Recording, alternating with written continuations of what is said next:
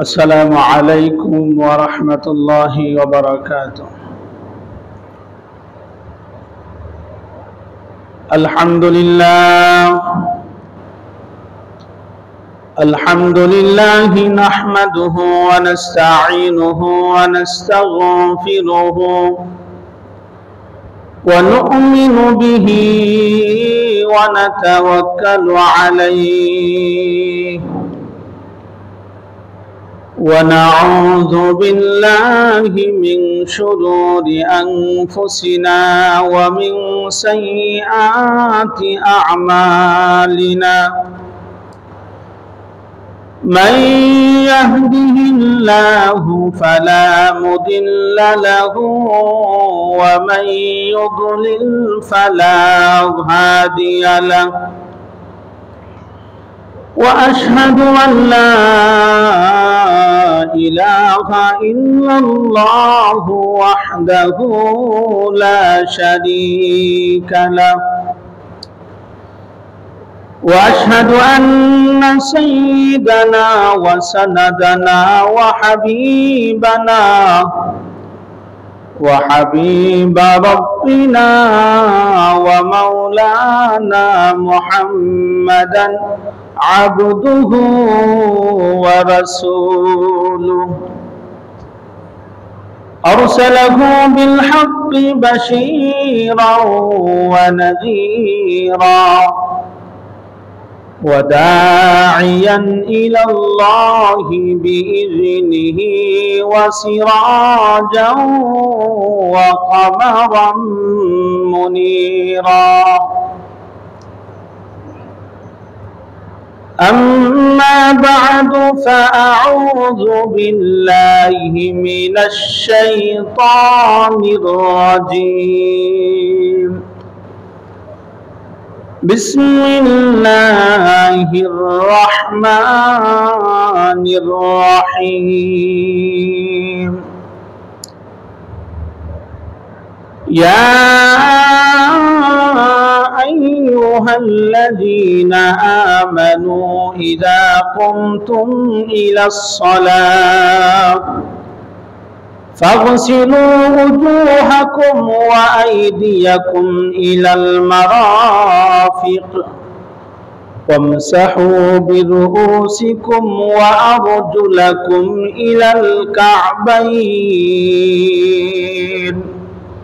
صدق الله العظيم. وعن ابن عمر رضي الله عنه عن النبي صلى الله عليه وسلم قال: لا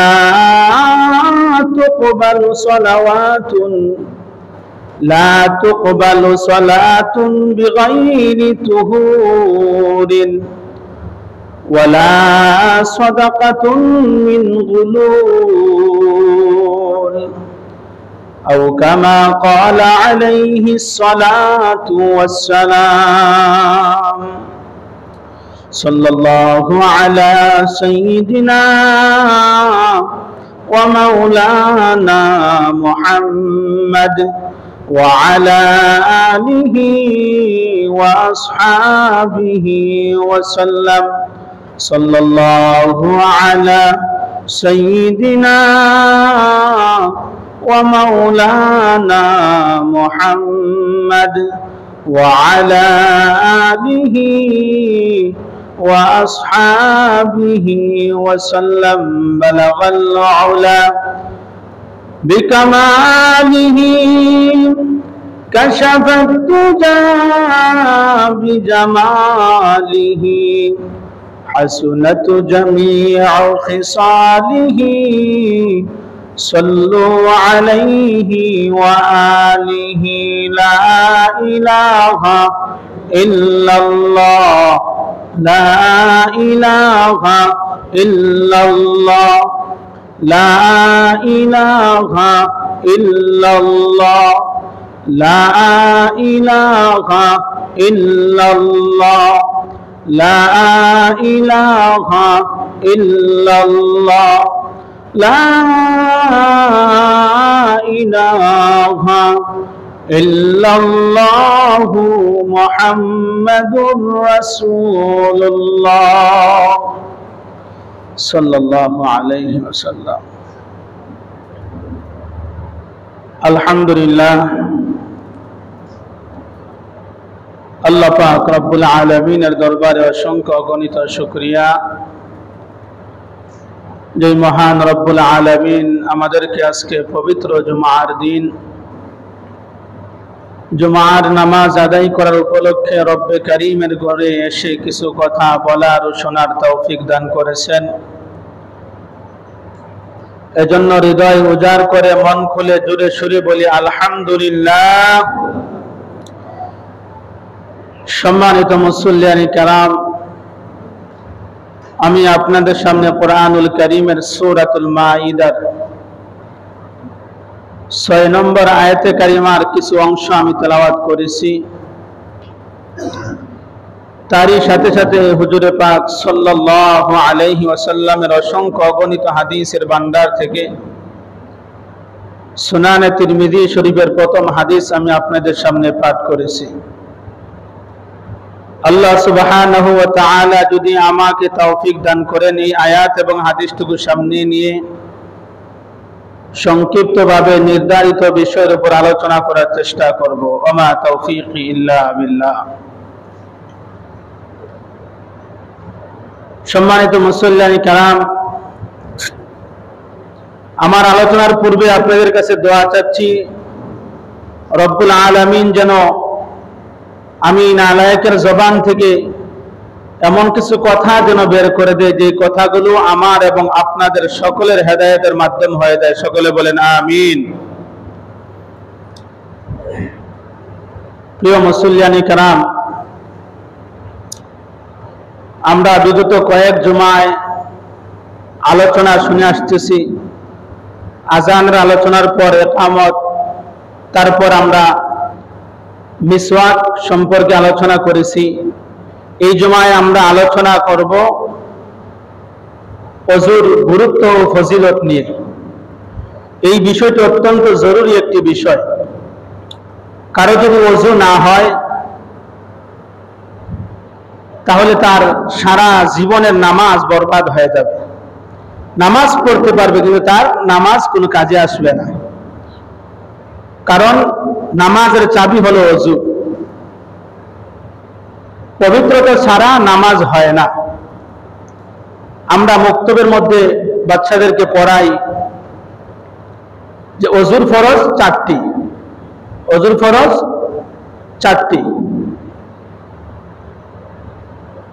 1 নম্বরে আমরা পড়াই চুলের গোড়া থেকে থুতির নিচ পর্যন্ত, এক কানে লতি থেকে আরেক কানে লতি পর্যন্ত সমস্ত মুখ ধৌত করা ফরজ। ওযুর মধ্যে সমস্ত মুখ ধৌত করা কি ভাই? কথা বলে না, কি ফরজ। 2 নম্বরে দুনো হাতের কনুই সহ ধৌত করা ফরজ। 3 নম্বরে মাথা মাসেহ করা। 4 নম্বরে দুনো পায়ের টাকনু সহ ধৌত করা ফরজ। তো আমরা অনেকেই মনে করতে পারি যে এটা তো মক্তবের পড়া, এগুলা হুজুররা বানিয়েছেন, এগুলার কোনো দলিল আছে কিনা। এই সমস্ত মাসআলা মাসাইল কোরআন হাদিস থেকে ইস্তেমবাদ করা হয়েছে, বাহির করা হয়েছে। মক্তবের মধ্যে দলিল সহ আমরা শিখাই না, শুধু মাসআলা মাসাইল শিখাই। তো ওযুর 4টি ফরজ, এর দলিল কোথায় আছে? আমার খুতবার শুরুতে যে আমি আয়াতে কারিমা তেলাওয়াত করেছি সূরাতুল মাঈদা, এই সূরার 6 নম্বর আয়াতে কারিমার মধ্যে আল্লাহ রাব্বুল আলামিন এই ওযুর 4টি ফরজের কথা বলে দিয়েছেন। সুবহানাল্লাহ। আল্লাহ রাব্বুল আলামিন বলেন, ইয়া আইয়ুহাল্লাযীনা আমানু ইযা কুমতুম ইলাস সালাহ, হে ঈমানদার ব্যক্তিগণ, তোমরা যখন নামাজের জন্য দাঁড়াও, ফাকসিলু উজুহাকুম, তখন তোমাদের মুখমণ্ডল সমূহ ধৌত করো। ওয়াইদিয়াকুম ফাগসিলু উজুহাকুম ওয়াইদিয়াকুম ইলাল মারাফিক, তোমাদের উভয় হাতের কনুই সহ ধৌত করো। ওয়ামসাহু বিরুউসিকুম, মাথা মাসহ করো। ওয়া আরজুলাকুম ইলাল কাবাইন, আর তোমাদের উভয় পায়ের টাকনু সহ ধৌত করো। ওয়া ইন জুনুবান ফাত্তাহহারু, যদি গোসল ফরজ হয়, যে এমন অপবিত্র হয়েছেন ওযু করলে নামাজ আদায় করতে পারবেন না, আপনার উপর গোসল ফরজ, তাহলে আপনি গোসল করে, উত্তম ভাবে গোসল করে আপনি পবিত্রতা অর্জন করেন। তো ওযুর যে 4টি ফরজ, এটা আমরা কোথায় পেয়েছি ভাই? কোরআনুল কারীমের সূরাতুল মাইদার 6 নম্বর আয়াতে কারিমার মধ্যে। দেখেন এই ওযু কতটা গুরুত্বপূর্ণ। যদি ফরজ যে 4টি ওযুর মধ্যে চুল পরিমাণ, সামান্য পরিমাণও যদি এই অঙ্গগুলো যদি শুকনা থাকে, তাহলে আপনার ওযু হবে না, নামাজও হবে না। পবিত্রতা ছাড়া নামাজ কবুল হয় না। এর দলিল সুনানে তিরমিজি শরীফের প্রথম হাদিস, عن ابن عمر رضي الله عنه عن النبي صلى الله عليه وسلم قال لا تقبل صلاة بغير طهور ولا صدقة من غلول।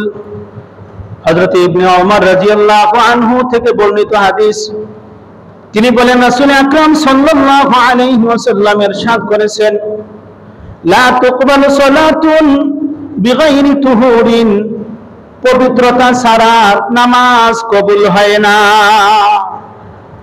ওয়ালা সাদাকাতুন মিন গুলুল, আর খেয়ানতের মাল থেকে সদকাও কবুল করা হয় না। এই হাদিস থেকে স্পষ্ট বোঝা যায় পবিত্র ছাড়া নামাজ কবুল হয় না। তাহলে এই পবিত্রতার দরকার আছে কিনা ভাই? উত্তম রূপে ওযু করার দরকার আছে কিনা? দেখেন এই ওযুর কি গুরুত্ব ও ফজিলত।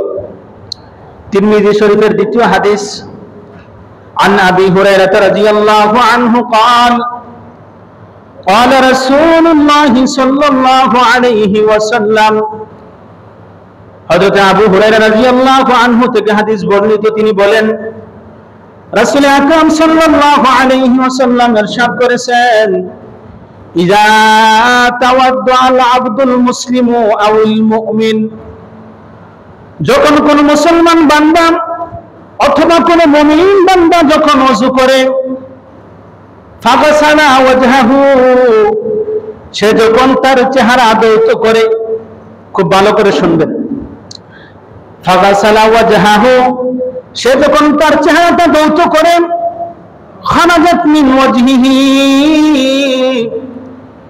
তার চেহারা থেকে বের হয়ে আসে কুল্লু খাতিআতিন, সব গুনাহ। সুবহানাল্লাহ। কুল্লু খাতিআতিন নাযারা ইলাইহা বিআইনাইহি,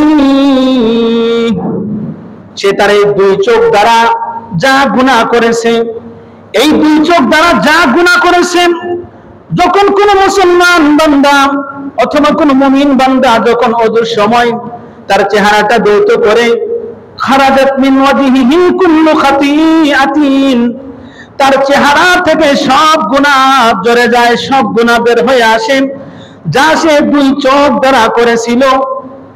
মাআল মাই আও মা আখিরি কাতরিল মা, ওযুর পানির সাথে সাথে অথবা ওযুর পানির শেষ ফোঁটার সাথে সাথে ওই বান্দা তার দুই চোখ দ্বারা যা গুনাহ করেছে, ওই ওযুর পানির সাথে সাথে বা ওযুর পানির শেষ ফোঁটার সাথে সাথে তার ওই চেহারা থেকে সব গুনাহ বের হয়ে যায়। সুবহানাল্লাহ, সুবহানাল্লাহ। আও নাহওয়া হাযা, আবার যখন বান্দা আবার যখন বান্দা وإذا غسل يديه وإذا غسل يديه خرجت من يديه বান্দা যখন আবার তার উভয় হাত ধৌত করে কুল্লু খাতিআতিন তার উভয় হাত থেকে আবার বের হয়ে আসে সব ধরনের গুনাহ, উভয় হাত থেকে বের হয়ে আসে সব গুনাহ। বাতাশাতাহা ইয়াদাহু যা তার দুই হাত যে অপরাধ করেছে, তার দুই হাত দ্বারা যে অপরাধ সংগঠিত হয়েছে ওযুর মাধ্যমে মাআল মাই আও মা আখিরি কাতরিল মা, বান্দা যখন তার উভয় হাত ধৌত করে, ওই উভয় হাত যখন ধৌত করার সময় ওযুর পানি যখন লাগে, ওযুর পানির সাথে সাথে অথবা ওযুর পানির শেষ ফোঁটার সাথে সাথে তার উভয় হাতের গুনাহগুলো বের হয়ে যায়। সুবহানাল্লাহ। এই হাদিস প্রমাণ করে শুধু চেহারার আর হাতের গুনাহতে মাফ হবে তা নয়, ওযুর পানি যেখানেই লাগবে, যে অঙ্গই ধৌত করা হবে ওই অঙ্গ থেকে সমস্ত গুনাহ ঝরে যায়। এমনকি রাসূল করিম সাল্লাল্লাহু আলাইহি ওয়াসাল্লাম এই হাদিসের শেষ অংশের মধ্যে বলেন হাত্তা ইয়াখরুজা নাকিয়াম মিনাজ যুনুব, এমনকি সে এমন পর্যায়ে চলে যায় যেন তার সে গুনাহ থেকে পরিপূর্ণ পবিত্র হয়ে যায়। সুবহানাল্লাহ। এত গুরুত্ব ফজিলত ভাই ওযুর মধ্যে, এজন্য পরিপূর্ণভাবে ওযু শেখার দরকার আছে কিনা? কথা বলেন না, আছে কিনা ভাই? পরিপূর্ণভাবে ওযু শেখার দরকার অবশ্যই রয়েছে। যদি আপনার ওযু না হয় তাহলে আপনার নামাজ হবে? নামাজ হবে না। এই জন্য ভাই ওযু একটা ইবাদত কিনা, একটি আমল কিনা। যেহেতু ওযু একটি আমল, তাই আমরা প্রত্যেকেই চেষ্টা করব, অবশ্যই আমরা চেষ্টা করব যে ওযুটা যেন পরিপূর্ণভাবে ইতকানের সাথে সুন্দরভাবে যেন এই ওযুটা আমরা করতে পারি। আর এইটাই আল্লাহ রাব্বুল আলামিন পছন্দ করেন। বলুন না সুবহানাল্লাহ। দলিল আম্মা জান আয়েশা সিদ্দিকা রাদিয়াল্লাহু আনহা থেকে হাদিস বর্ণিত। আন আয়েশা রাদিয়াল্লাহু তাআলা আনহা قالت قال رسول الله صلى الله عليه وسلم إن الله يحب إذا عمل أحدكم عملا أن يتقنه। আম্মা জান আয়েশা সিদ্দিকা রাদিয়াল্লাহু আনহা থেকে হাদিস বর্ণিত, তিনি বলেন আল্লাহ রাসূল সাল্লাল্লাহু আলাইহি ওয়াসাল্লাম ইরশাদ করেছেন, তোমরা যখন কোন আমল করো, কোন ইবাদত করো, তখন সেই ইবাদতটাকে ইতকানের সাথে সুন্দরভাবে তোমরা করবা। আর এই বিষয়টাই ইন্নাল্লাহা ইউহিব্বু, আল্লাহ রাব্বুল আলামিন পছন্দ করেন। বলুন না সুবহানাল্লাহ। সুবহানাল্লাহ। এই জন্যই ওযু, এই ইবাদতটা আমরা সুন্দরভাবে আদায় করব তো ইনশাআল্লাহ।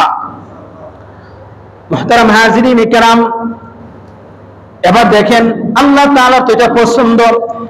এই ওযু সুন্দর করে করার জন্য রাসূল আকরাম সাল্লাল্লাহু আলাইহি ওয়াসাল্লাম আমাদেরকে নির্দেশ দিয়েছেন। সুবহানাল্লাহ পড়বেন না? নবীজি নির্দেশ দিয়েছেন তোমরা এই ওযু সুন্দরভাবে পরিপূর্ণভাবে আদায় করো। দলিল বুখারী শরীফের হাদিস, قال رسول الله صلى الله عليه وسلم إذا كنت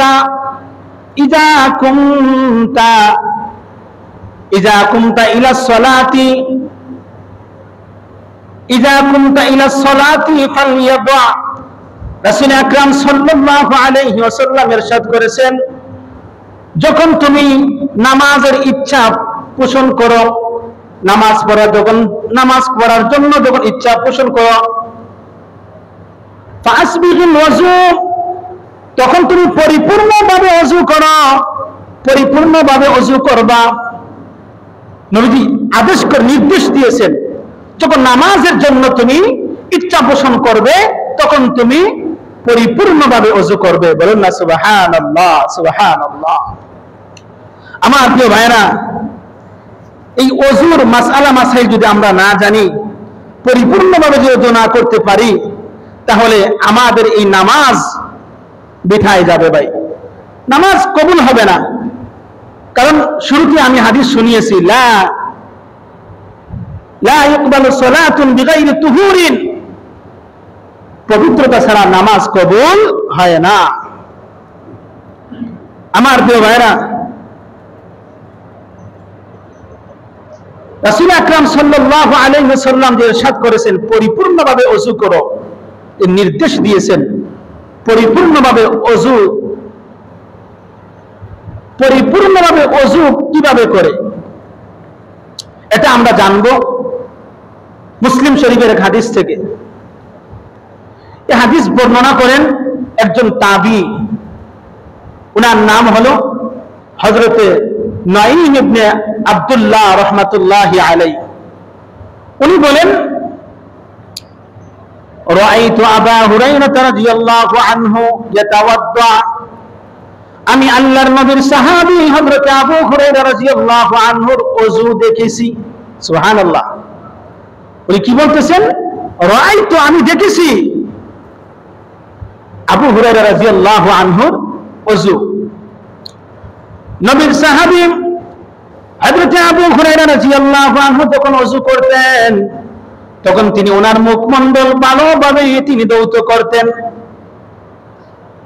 অতঃপর তিনি ওনার ডান হাত ভালোভাবে ধৌত করতেন, তারপর বাম হাত ভালোভাবে ধৌত করতেন, মাসহ করতেন, উভয় পায়ের টাকনু সহ তিনি ভালোভাবে ধৌত করতেন।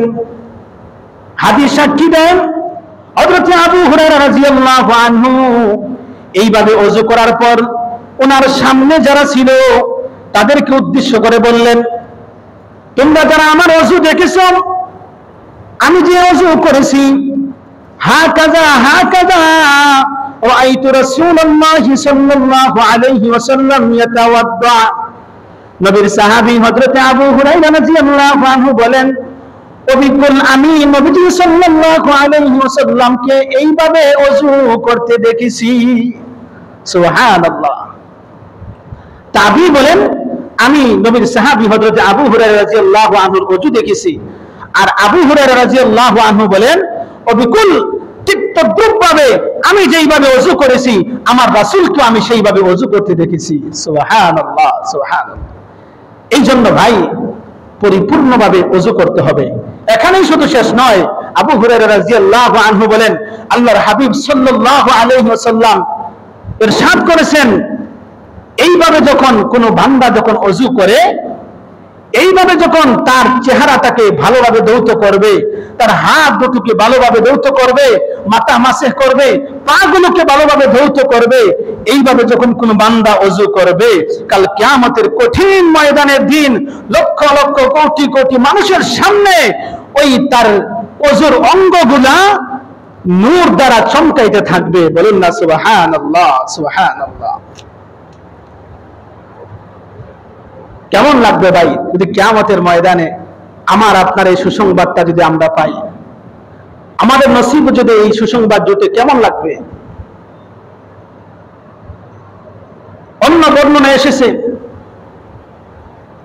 সাহাবায়ে কেরাম আল্লাহর নবী সাল্লাল্লাহু আলাইহি ওয়াসাল্লামকে আরজ করলেন, ইয়া রাসূলুল্লাহ, ওগো নবী, কাল কিয়ামতের দিন আপনি আমাদেরকে কিভাবে চিনবেন? আমরা যে আপনার উম্মত, এই উম্মতকে আপনি কিভাবে চিনবেন?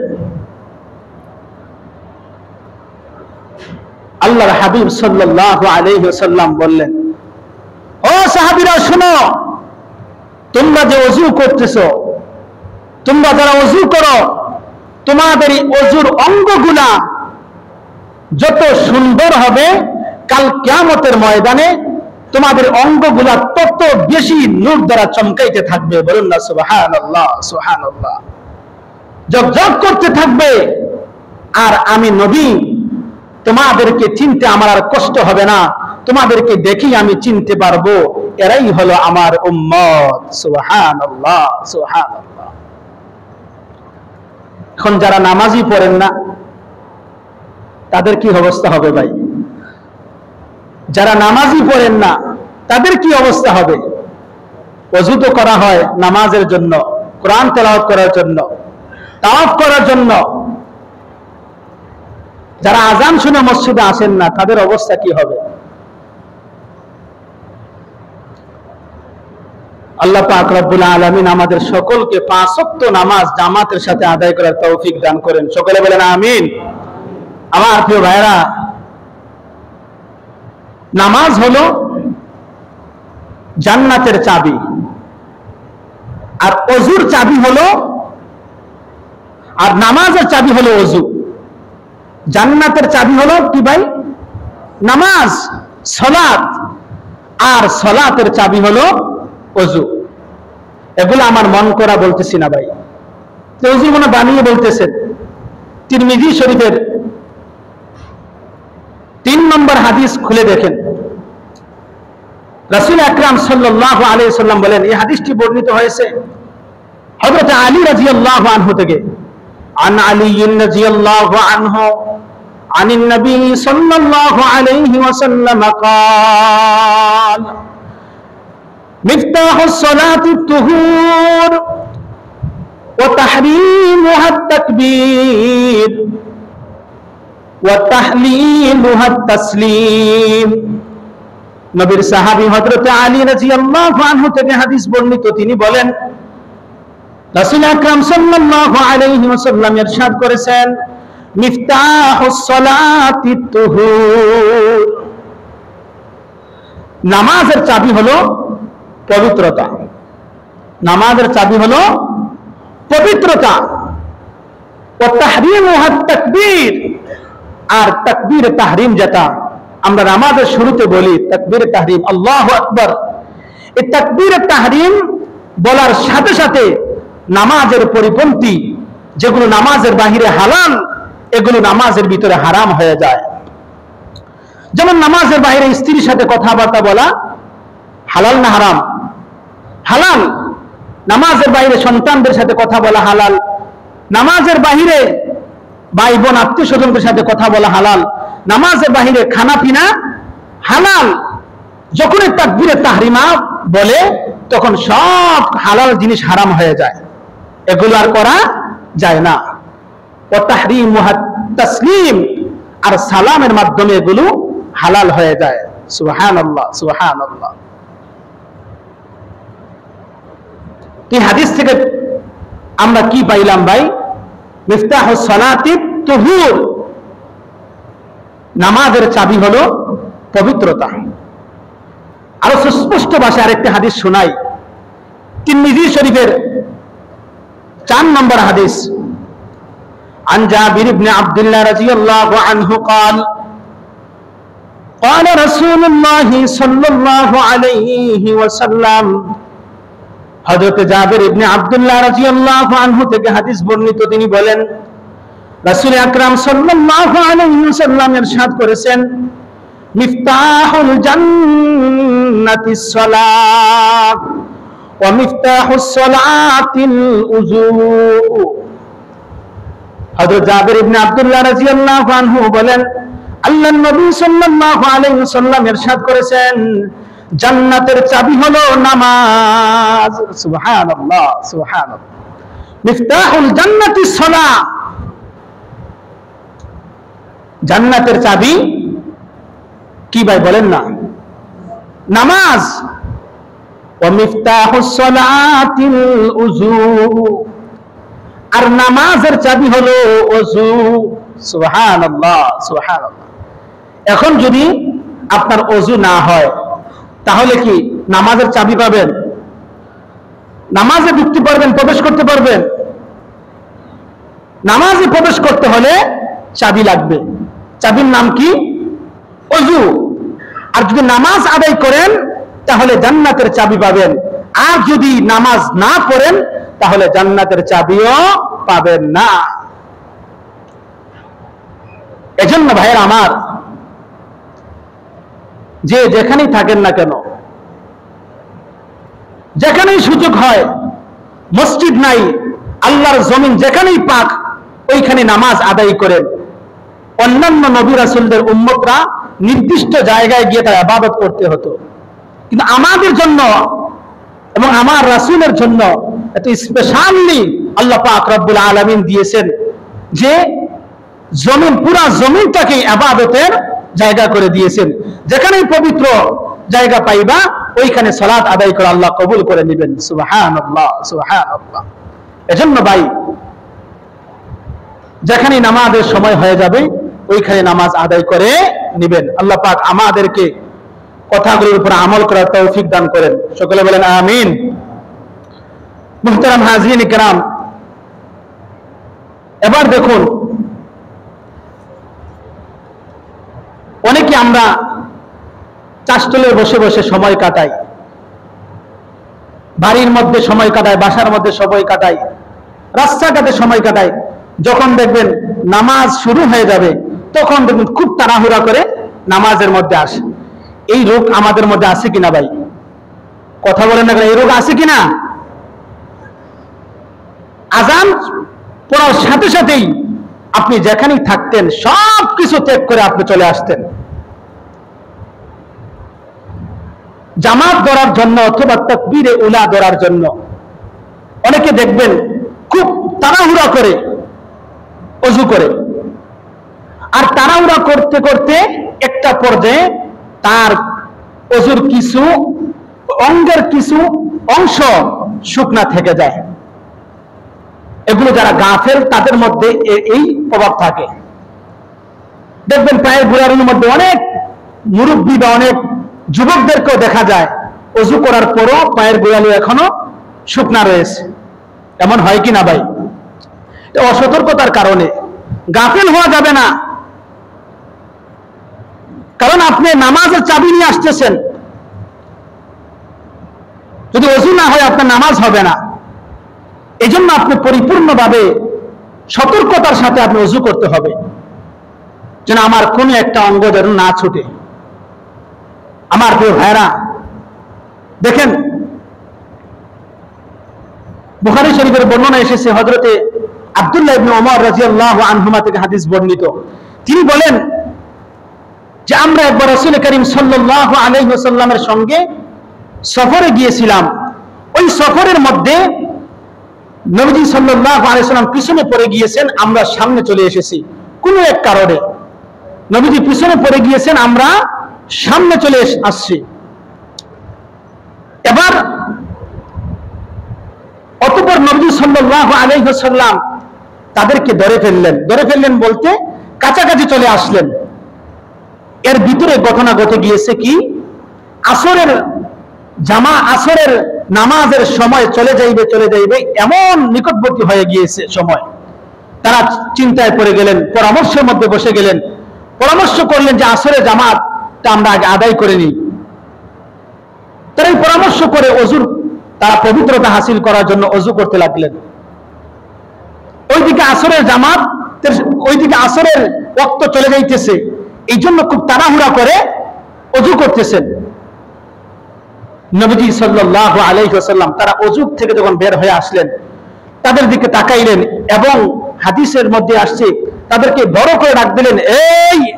এইভাবে নবীজি তাদেরকে ডাক দিলেন, ডাক দিয়ে বলেন ওয়াইলুল লিল আকাবি মিনান নার, ওয়াইলুল লিল আকাবি মিনান নার, ওয়াইলুল লিল আকাবি মিনান নার। হাদিসের মধ্যে আসছে নবীজি এই বাক্যটা 2 বার অথবা 3 বার বলেছেন যে ওযুর মধ্যে যে অঙ্গগুলা দৌত করা হয়নি সেই অঙ্গগুলা জাহান্নামে যাবে। বলুন না নাউযুবিল্লাহ, নাউযুবিল্লাহ। সেই অঙ্গগুলা জাহান্নামে যাবে।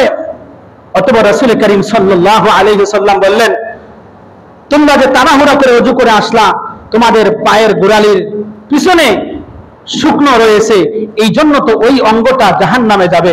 আচ্ছা ভাই বলেন তো, যদি একটা অঙ্গ জাহান্নামে যায় তা কি শরীরের বাকি অঙ্গ কি রেখে যাবে? কথা বলেন, পুরো শরীরটাই জাহান্নামে যাবে। এই জন্য আমার প্রিয় ভাইয়েরা, প্রিয় মুসলিম ভাইয়েরা আমার, ওযু যখন করবেন সতর্কতার সাথে ওযু করবেন, যাতে কোনো অঙ্গ যেন শুকনা না থাকে। আবার অপচয় করা যাবে না ওযুর মধ্যে। আবার কি ভাই, অপচয় করা যাবে না। ইবনে মাজাহ শরীফের মধ্যে হাদিস রয়েছে, হযরতে নবী সাল্লাল্লাহু আলাইহি ওয়াসাল্লাম হযরতে সাদ রাদিয়াল্লাহু আনহুর পাশ দিয়ে অতিক্রম করে যাচ্ছিলেন। এমন সময় হযরতে সাদ রাদিয়াল্লাহু আনহু ওযু করা অবস্থায় ওযু করতেছিলেন। নবীজি হযরত সাদ রাদিয়াল্লাহু আনহুর ওযু দেখে বলল, ও সাদ, তুমি ওযুর মধ্যে অপচয় করতেছো কেন? নবীর সাহাবী হযরত সাদ রাদিয়াল্লাহু আনহু ডাক দিয়ে বললেন, ইয়া রাসূলুল্লাহ, ইয়া হাবিবাল্লাহ, ওগো নবী, ওযুর মধ্যে কি অপচয় হয়? আল্লাহর নবী সাল্লাল্লাহু আলাইহি ওয়াসাল্লাম বলেন, নবীজি সাল্লাল্লাহু আলাইহি ওয়াসাল্লাম বলেন, ও সাদ, শোনো, যদি প্রবাহমান নদীর মধ্যে যদি তুমি ওযু করো, প্রবাহমান নদীর মধ্যে যদি তুমি ওযু করো, আর ওই নদীর মধ্যে যদি তুমি অতিরিক্ত পানি খরচ করো, ওটাও তোমার অপচয় ধরা হবে। আমার প্রিয় ভাইরা, প্রবাহমান নদীর মধ্যে যদি ওযু করো আর ওই ওযুর মধ্যে যদি অতিরিক্ত পানি তুমি খরচ করো, এটাও অপচয় ধরা হবে। এই হিসাবে আমরা যে মসজিদের মধ্যে ট্যাপের মধ্যে ওযু করি, কত পানি খরচ করি ভাই। এদিকে ট্যাপ ছেড়ে আরেকজনের সাথে গল্প করতেছি, এমন হয় না ভাই? এদিকে ট্যাপ ছেড়ে আমরা মাথা মাসে করতেছি, আবার পুরা ফুল স্পিড আমরা ট্যাপ ছাড়ি। এগুলো করবেন না। যদি আপনার দ্বারা মনে করেন, যদি আপনি নিজের মধ্যে আতঙ্ক মনে করেন যে আমার দ্বারা মনে হয় অপচয় হইতেছে, তাহলে আপনি কোন পাত্রের মধ্যে পানি নিয়ে তারপর ওই পাত্র থেকে আপনি ওযু করেন, তাহলে আর অপচয় হবে না। পাত্রের মধ্যে পানি নিয়ে তারপর ওযু করেন, তাহলে অপচয় হবে না। আর যদি ট্যাপের মধ্যে ওযু করেন, ট্যাপ অল্প ছেড়ে তারপর ওযু করবেন। মাথা মাসে করার সময় যখন আসবে, ট্যাপ বন্ধ করে তারপর মাথা মাসে করবেন, আবার ট্যাপ ছেড়ে আবার পা ধুবেন। আল্লাহ পাক আমাদেরকে বুঝার তৌফিক দান করুন, সকলে বলেন আমিন। শেষ আরেকটি হাদিস শুনি আমার আলোচনা শেষ করে নেব ইনশাআল্লাহ। এবার দেখেন, ওযু আমরা শেষ করলাম, ওযু করার পর আমরা কোন দোয়া করব? ওযু করার পর দোয়া আছে কিনা ভাই? আপনি চাইলে ওযু করার সাথে সাথে আল্লাহর তৈরি জান্নাতের 8টি দরজা আপনি খুলতে পারবেন। বলেন না সুবহানাল্লাহ, সুবহানাল্লাহ। মুসলিম শরীফের হাদিস, হযরত আব্দুল্লাহ ইবনে ওমর রাদিয়াল্লাহু আনহুমা থেকে হাদিস বর্ণিত, তিনি বলেন, قال رسول الله صلى الله عليه وسلم, নবীজি সাল্লাল্লাহু আলাইহি ওয়াসাল্লাম ইরশাদ করেছেন, মা মিনকুম মিন আহাদিন ইয়াতাওয়াদ্দা, তোমাদের কেউ যখন ওযু করবে, তখন সে যেন পরিপূর্ণভাবে সুন্দরভাবে ওযু করে, সুন্দরভাবে ওযু করার পর সুম্মা ইয়াকুলু, সে বলবে, আশহাদু আল্লা ইলাহা ইল্লাল্লাহু ওয়া আশহাদু আন্না মুহাম্মাদান আবদুহু ওয়া রাসূলুহু, আল্লাহুম্মা জাআলনি মিনাত তাওয়াবিন ওয়া জাআলনি মিনাল মুতাতাহহিরিন। এই দোয়াটা, এই কালিমা শাহাদাত পড়তে দেরি হবে, আল্লাহর তৈরি জান্নাতের 8টি দরজা খুলতে তার জন্য দেরি হবে না। সুবহানাল্লাহ, সুবহানাল্লাহ। রাসূল বলেন, ইল্লা ফুতিহাত লাহু আবওয়াবুল জান্নাতি সামানিয়া। এই দোয়া কালিমা শাহাদাত পড়ার সাথে সাথে জান্নাতের 8টি দরজা খোলা হয়ে যায়। বলেন না সুবহানাল্লাহ, সুবহানাল্লাহ।